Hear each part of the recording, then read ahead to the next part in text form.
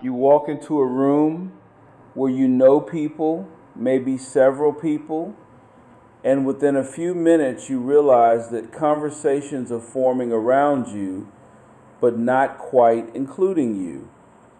Someone asked a question to the group, and the answers seem to land on everyone except you. You say something, and it gets a polite nod. Then the thread continues as if the air simply absorbed your words. You are not being ignored in any deliberate way.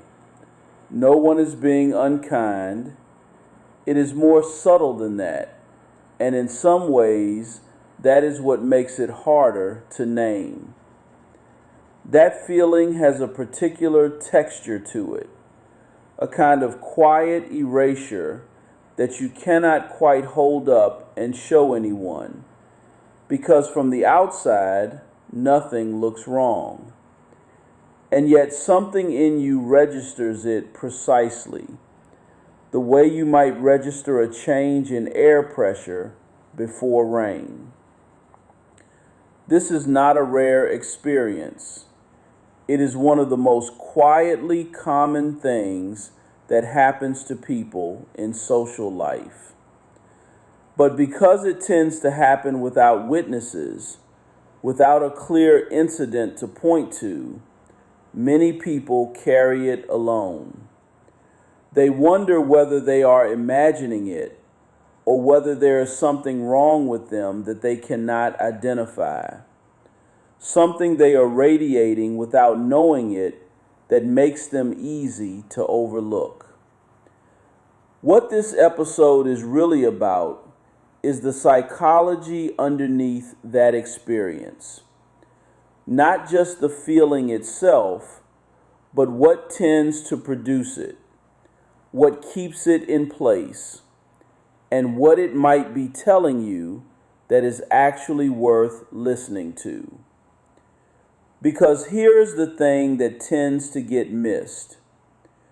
Feeling invisible in rooms is rarely just a social problem. It is usually something older than that, something that has more to do with how a person learned to move through the world than with how charming or interesting or likable they are.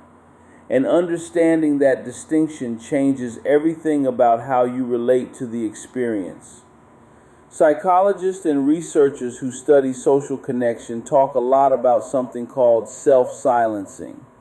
It is the pattern of holding back your thoughts, your reactions, your presence in order to preserve harmony or avoid discomfort in a relationship or a group.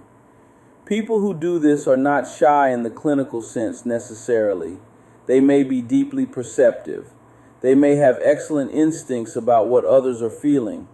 But somewhere along the way, they learned that making themselves smaller was safer or more considerate or simply more effective at keeping the peace. And the habit can become so automatic that the person stops noticing they are doing it. The result over time is that the world responds to a version of you that you have carefully kept incomplete.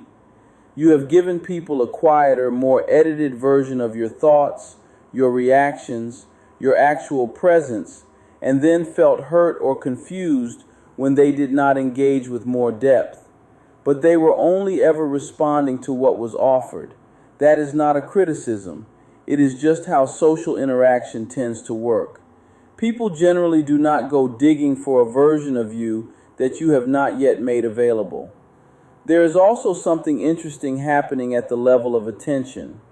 Research on social perception suggests that human attention is drawn to movement, to warmth, to energy that is being directed outward. People who habitually hold themselves back tend to signal, without meaning to, that they do not need to be engaged. The body language is subtler, the eye contact less initiating, the conversational moves more reactive than proactive. None of this is a flaw. But in a room full of competing social signals, it means a person can become effectively invisible, not because they lack depth or value, but because the social cues they are sending are quietly instructing others to leave them alone. And then comes the painful paradox. The person who most wants to be seen is often the one whose self-protective habits make them least likely to be. They want connection, but something underneath the surface is managing that desire very carefully, making sure it does not come out too much, too fast, too exposed. Think about what that pattern looks like in ordinary life.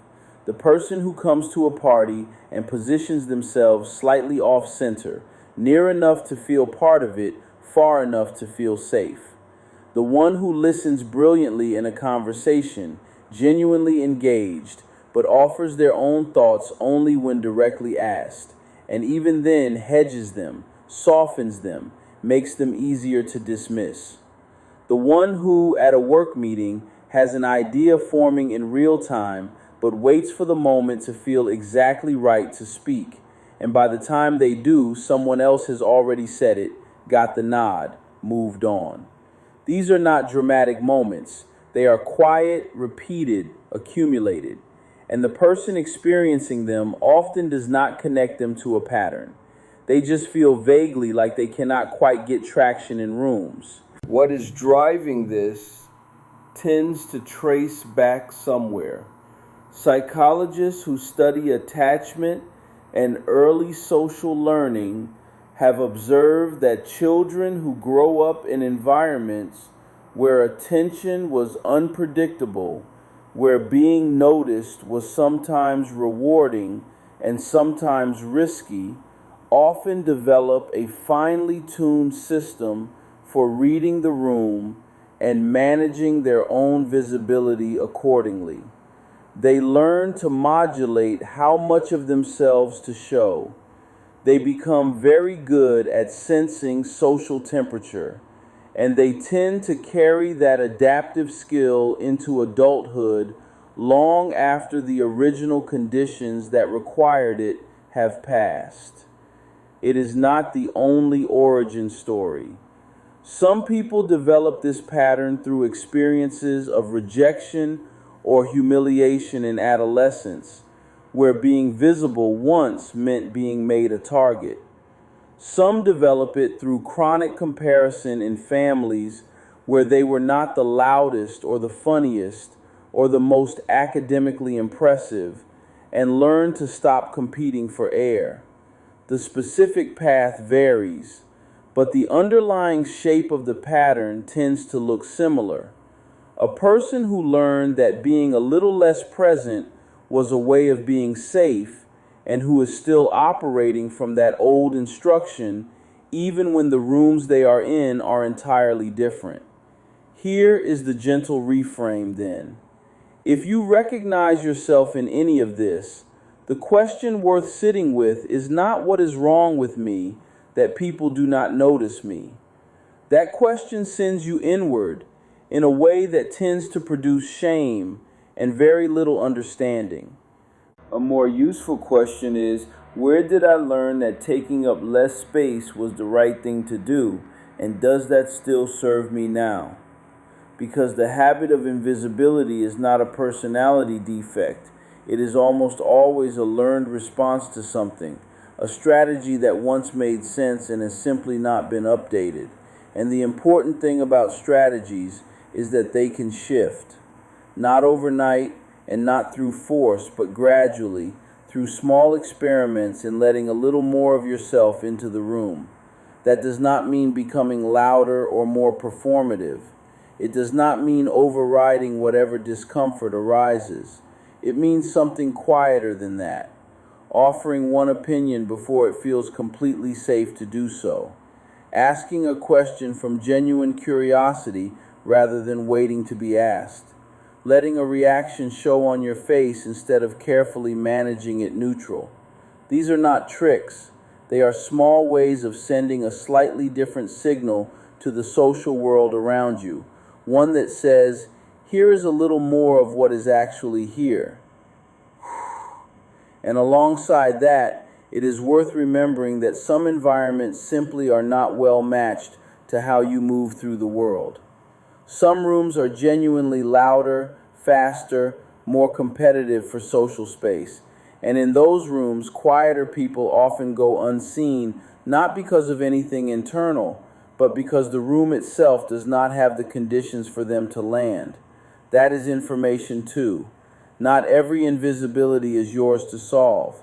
One small thing worth trying, if any of this resonates, is to notice the moment in a conversation when you edit yourself. Not to force yourself to stop, just to notice it.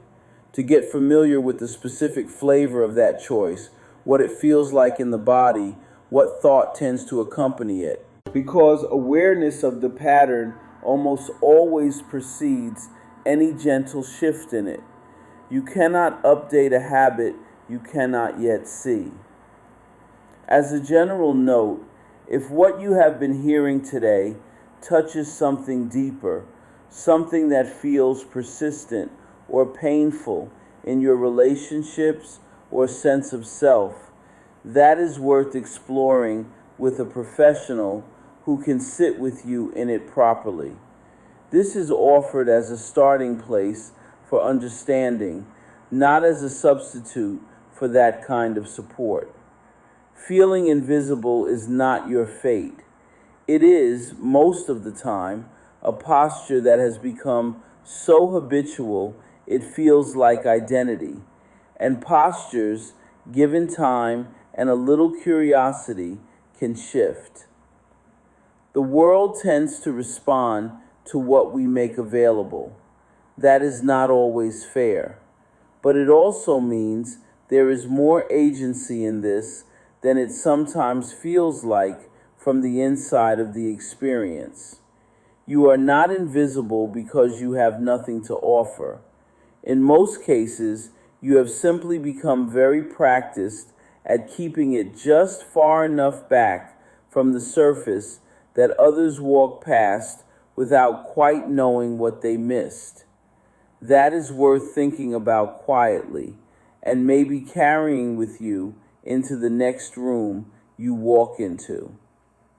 If something in this felt like it was talking directly to you, this channel publishes a new episode every day, each one a quiet look at the psychology underneath ordinary human experience. Subscribing means the next one finds you when you need it.